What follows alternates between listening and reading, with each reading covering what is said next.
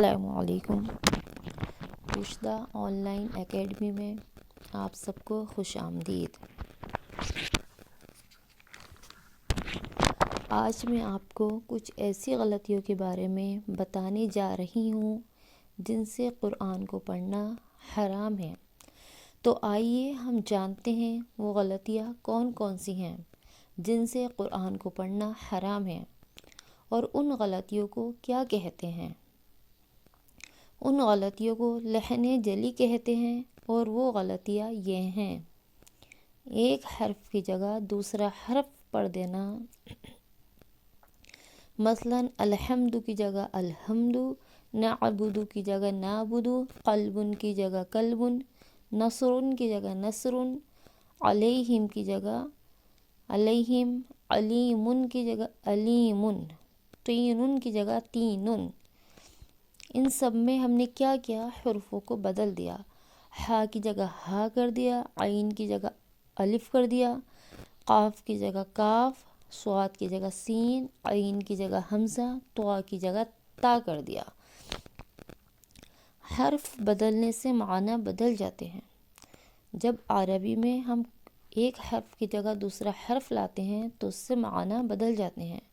قرآن میں جو حرف لکھا ہے اس کو اسی کے مخرج سے پڑھیں۔ مخرج حرف کے نکلنے کی جگہ کو کہتے ہیں۔ تو آئیے ہم جانتے ہیں معنی کیسے بدلتے ہیں۔ الحمد کی جگہ الحمد پڑھا ہم نے تو الحمد کے معنی کیا تھے؟ ہر قسم کی تمام تعریفیں، جبکہ الحمد کے معنی موت کا طاری ہونا یا آگ کی حرارت کا ختم ہو جانا۔ ایسے ہی قلبن کے معنی دل، قاف سے، اور ہم نے کیا کیا؟ کاف پڑھا قلبن۔ قلبن کے معنی کتا۔ تو جہاں قرآن میں اللہ نے دل کا ذکر کیا ہے، دل کے بارے میں ذکر کیا ہے، ہم اسے بدل کر کتا کر دیتے ہیں۔ اللہم احفظنا منہ۔ کہیں پہ اللہ تعالیٰ فرما رہے ہیں کہ ان کے دل کیا ہیں؟ زنگ آلود ہیں، وہ دلوں سے سمجھتے نہیں ہیں۔ قرآن میں قلبن کافی مرتبہ آیا ہے تو ہم وہاں ہر جگہ وہ قلبن کتا کر دیتے ہیں۔ ایسے ہی تینن، توا سے، توا یا زیر تین، نون دو پیش نون، تینن مٹی کے معنی میں ہے، اور ہم تا سے پڑھ کر تینن انجیر کر دیتے ہیں۔ تینن تا سے انجیر کے معنی میں ہے۔ جیسے کہیں اللہ نے فرمایا کہ ہم نے انسان کو مٹی سے پیدا کیا، تو ہم کیا کر دیں گے؟ تا سے بدل کر توا کو کہ ہم نے انسان کو انجیر سے پیدا کیا، نعوذ باللہ۔ ایسے ہی علیم کے معنی جاننے والا، جبکہ ہم علیم کو علیم پڑھتے ہیں۔ علیم کے معنی دردناک۔ کہیں بھی قرآن میں ہے علیم بذات الصدور، کہ اللہ کیا ہے؟ دلوں کے حال سے واقف ہے، دلوں کے حال کو جاننے والا ہے۔ تو ہم نے کیا کیا؟ علیم بذات الصدور کر دیا۔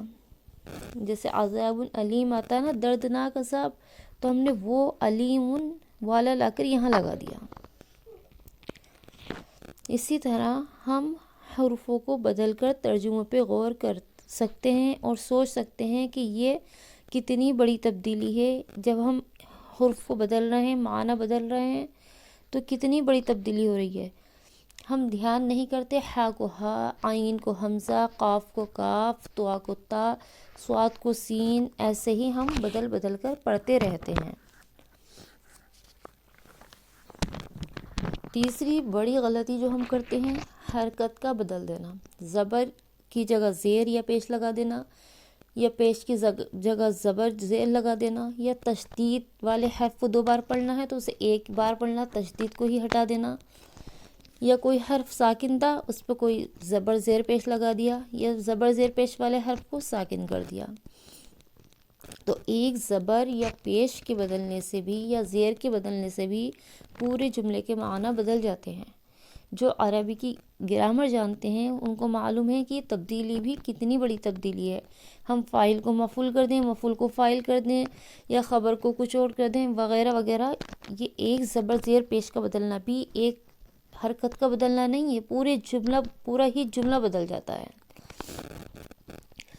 اور جو غلطی ہم کرتے ہیں پھر کہیں پر کچھ بڑھا دیتے ہیں یا گھٹا دیتے ہیں۔ تیسری غلطی ہماری جو ہوتی ہے وہ کہیں پہ کوئی حرف بڑھا دیا یا کہیں پر گھٹا دیا، جیسے زاد ہے تو اس میں زا الف زبر زا دال زبر دا زادہ، تو ہم کہیں کر دیں گے زدہ یا زادہ، دونوں کو ہی کھینچ دیں گے، دونوں میں ہی الف لگا دیں گے۔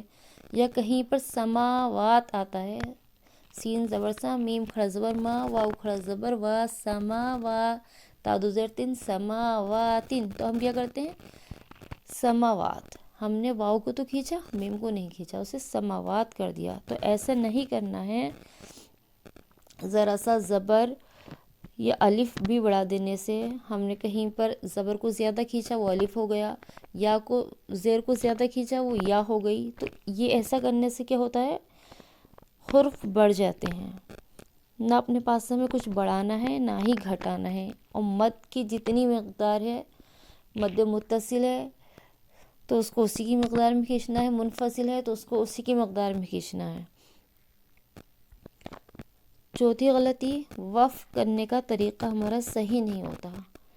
کچھ لوگ کیا کرتے ہیں آخر حرف کو ساکن تو کر دیتے ہیں مگر سانس نہیں توڑتے، جیسے پڑھ رہے ہیں بسم اللہ الرحمن الرحیم الحمدللہ رب العالمین، بسم اللہ کی رحیم کو ہم نے ساکن تو کیا مگر الحمد ہم نے ایک دم شروع کر دی کہ دو آیتوں کے بیچ میں جو ہم نے وقف کیا وہاں ہمارا سانس نہیں ٹوٹا، ہم بس ساکن کر کے آگے بڑھ گئے۔